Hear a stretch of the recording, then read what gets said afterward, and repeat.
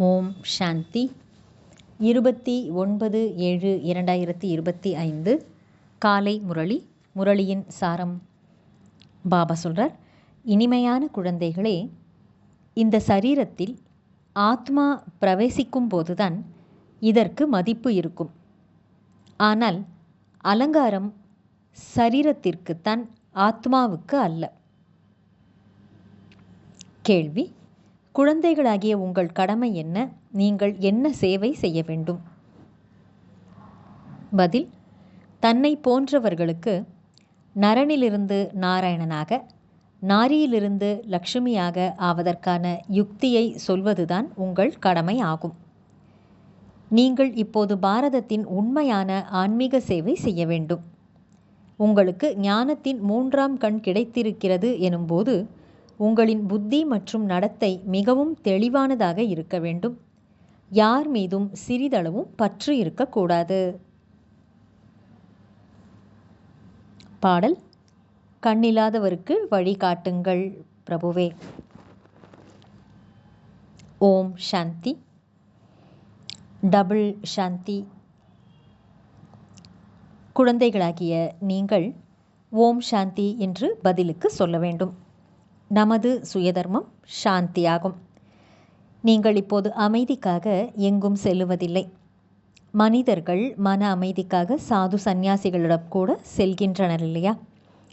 இப்போது மனமும் புத்தியும் ஆத்மாவின் இந்திரியங்களாகும். இந்த சரீரத்துக்கு கர்மேந்திரியங்கள் இருப்பதைப் போல மனம், புத்தி மற்றும் கண், இந்த ஸ்தூலமான கண்கள் இருப்பது போல அந்த கண் அல்ல. ஓ பிரபு, கண்ணில்லாதவர்களுக்கு வழிகாட்டுங்கள் என்று பாடுகிறார்கள். இப்போது பிரபு என்றோ ஈஸ்வரன் என்றோ சொல்லும்போது தந்தையின் அன்பு பிரதிபலிப்பதில்லை. தந்தையிடமிருந்து குழந்தைகளுக்கு ஆஸ்தி கிடைக்கிறது. இங்கே நீங்கள் தந்தைக்கு முன்பாக அமர்ந்திருக்கிறீர்கள், படிக்கவும் செய்கிறீர்கள். உங்களுக்கு கற்பிப்பவர் யார்? பரமாத்மா அல்லது பிரபு கற்பிக்கிறார் என்று நீங்கள் சொல்லுவதில்லை. சிவபாபா கற்பிக்கின்றார் என்று நீங்கள் சொல்லுவீர்கள். பாபா எனும் வார்த்தை முற்றிலும் எளிமையானது. பாப் தாதாவாக இருக்கின்றார். ஆத்மாவை ஆத்மா என்றுதான் சொல்லப்படுகிறது. அதுபோல அவர் பரமாத்மா ஆவார். நான் பரமாத்மா, அதாவது பரமாத்மா, உங்களுடைய தந்தை என்று அவர் சொல்கிறார். மேலும் பரமாத்மாவாகிய எனக்கு நாடகத்தின்படி சிவன் என்று பெயரிடப்பட்டுள்ளது. நாடகத்தில் அனைவருக்கும் பெயர் தேவையல்லவா? சிவனுடைய கோயில்களும் உள்ளன. பக்தி மார்க்கத்தினர் ஒன்றுக்கு பதிலாக பல பெயர்களை வைத்துவிட்டனர். மேலும் அளவற்ற கோவில்களை கட்டியபடி இருக்கின்றனர். பொருள் ஒன்றுதான் ஆகும். சோமநாத் கோவில் எவ்வளவு பெரியது! எவ்வளவு அலங்கரிக்கின்றனர்! மாளிகைகள் முதலானவற்றுக்கும் கூட எவ்வளவு அலங்காரத்தை செய்கின்றனர்! ஆத்மாவுக்கு எந்த அலங்காரமும் கிடையாது. அப்படியே பரமாத்மாவுக்கும் கூட எந்த அலங்காரமும் இல்லை. அவர் புள்ளியாக இருக்கின்றார். மற்றபடி அலங்காரங்கள் சரீரத்துக்கானதாகும். தந்தை கூறுகிறார், எனக்கும் அலங்காரம் கிடையாது, ஆத்மாக்களுக்கும் அலங்காரம் கிடையாது. ஆத்மா புள்ளியாகத்தான் இருக்கின்றது. இவ்வளவு சிறிய புள்ளி நடிப்பை நடிக்க முடியாது. அந்த சின்னஞ்சிறிய புள்ளி சரீரத்தில் பிரவேசம் செய்தது என்றால் எத்தனை விதமான அலங்காரங்கள் ஏற்படுகின்றன! மனிதர்களின் பெயர்கள் எத்தனை இருக்கின்றன! ராஜாராணியின் அலங்காரங்கள் எப்படி நடக்கின்றன! ஆத்மாவோ எளிமையான புள்ளியாக உள்ளது. இப்போது குழந்தைகளாகிய நீங்கள் கூட இதை புரிந்திருக்கிறீர்கள். ஆத்மாதான் ஞானத்தை தாரணை செய்கிறது. எனக்குள்ளும் ஞானம் இருக்கிறது அல்லவா என்று தந்தை கூறுகிறார். சரீரத்தில் ஞானம் இருப்பதில்லை. ஆத்மாவாகிய எனக்குள் ஞானம் இருக்கிறது. உங்களுக்கு ஞானம் சொல்வதற்காக நான் சரீரத்தை எடுக்க வேண்டியுள்ளது. சரீரமின்றி நீங்களும் கேட்க முடியாது. கண்ணில்லாதவர்களுக்கு வழிகாட்டுங்கள் என்று பாடலை உருவாக்கியுள்ளனர். சரீரத்துக்கு வழிகாட்ட வேண்டுமா? இல்லை, ஆத்மாவுக்குத்தான். ஆத்மாதான் கூப்பிடுகிறது. சரீரத்துக்கு 2 கண்கள் உள்ளன, 3 இருக்க முடியாது. மூன்றாம் கண் என்ற திலகத்தையும் இங்கே நெற்றியிலே கொடுக்கின்றனர். சிலர் புள்ளி போல மட்டும் கொடுக்கின்றனர், சிலர் கோடு இழுக்கின்றனர். ஆத்மா புள்ளியாக உள்ளது. மற்றபடி ஞானத்தின் மூன்றாம் கண் கிடைக்கிறது. ஆத்மாவுக்கு முன்னர் இந்த ஞானத்தின் மூன்றாம் கண் இருக்கவில்லை. எந்த மனிதரிடத்திலும் இந்த ஞானம் இல்லை. இதனால் ஞான கண் அற்றவர் என்று சொல்லப்படுகிறது. மற்றபடி இந்த ஸ்தூலமான கண்களோ அனைவருக்கும் உள்ளன. முழு உலகிலும் யாருக்கும் இந்த மூன்றாவது கண் இல்லை. நீங்கள் அனைத்திலும் உத்தமமான பிராமண குலத்தினர். பக்தி மார்க்கத்துக்கும் ஞான மார்க்கத்துக்கும் எவ்வளவு வித்தியாசம் உள்ளது என்று நீங்கள் அறிவீர்கள். நீங்கள் படைப்பவர் மற்றும் படைப்பின் முதல் இடை கடைசியை பற்றி அறிந்து சக்கரவர்த்தி ராஜாவாக ஆகிறீர்கள். நல்லது. தாரணைக்கான முக்கியமான சாரம். 1.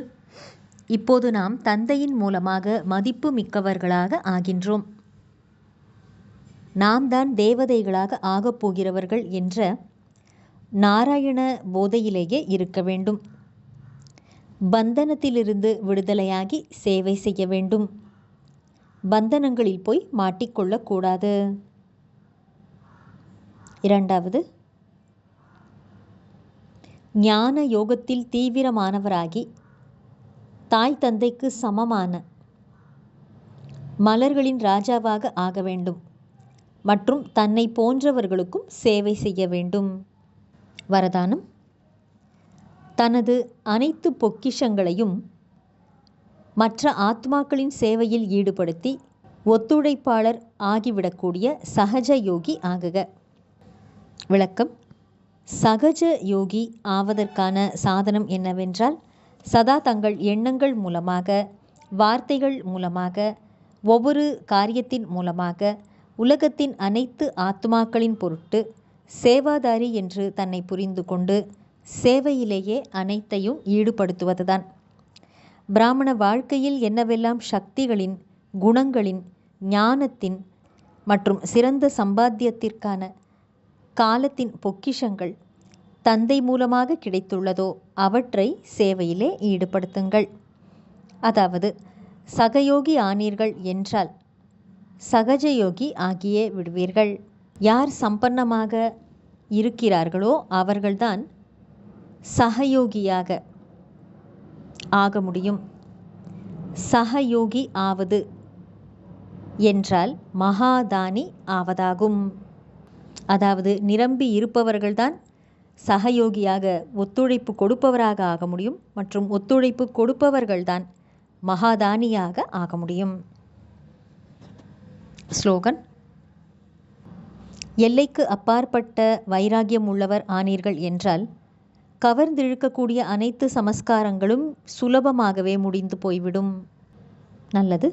இனிமையிலும் இனிமையான, வெகு காலம் கழித்து காணாமல் போய் மீண்டும் தேடி கண்டெடுக்கப்பட்டுள்ள செல்லமான குழந்தைகளுக்கு தாயும் தந்தையுமான பாப்தாதாவின் அன்பான நினைவுகள் மற்றும் காலை வணக்கம். ஆன்மீக குழந்தைகளுக்கு ஆன்மீக தந்தையின் நமஸ்காரம். ஆன்மீக தந்தைக்கு ஆன்மீக குழந்தைகளின் நமஸ்காரம். அவ்யக்த சமிக்கை. சங்கல்பங்களின் சக்தியை சேமித்து கொண்டு சிரேஷ்டமான சேவைக்கு கருவியாக ஆகுங்கள். எப்படி தங்களுடைய ஸ்தூலமான காரியத்தின் நிகழ்ச்சி நிரலை அன்றாட தினசரிக்கு ஏற்ப நீங்கள் அமைத்து கொள்கிறீர்களோ அதே போல மனதின் சக்தி வாய்ந்த ஸ்திதியின் நிகழ்ச்சி நிரலை செட் பண்ணி விட்டீர்கள் என்றால் உங்களுடைய சங்கல்ப சக்தி சேமிப்பு ஆகிக் கொண்டே போகும். தங்களது மனதை சக்தி வாய்ந்த சங்கல்பங்களில் பிஸியாக வைத்தீர்கள் என்றால் மனம் நிலை குலைந்து போவதற்கான நேரமே கிடைக்காது. மனம் எப்பொழுதும் செட், அதாவது ஒருமுகப்பட்டு இருந்தது என்றால் இயல்பாகவே நல்ல அதிர்வலைகள் பரவும் சேவை நடக்கும். நல்லது. ஓம் சாந்தி.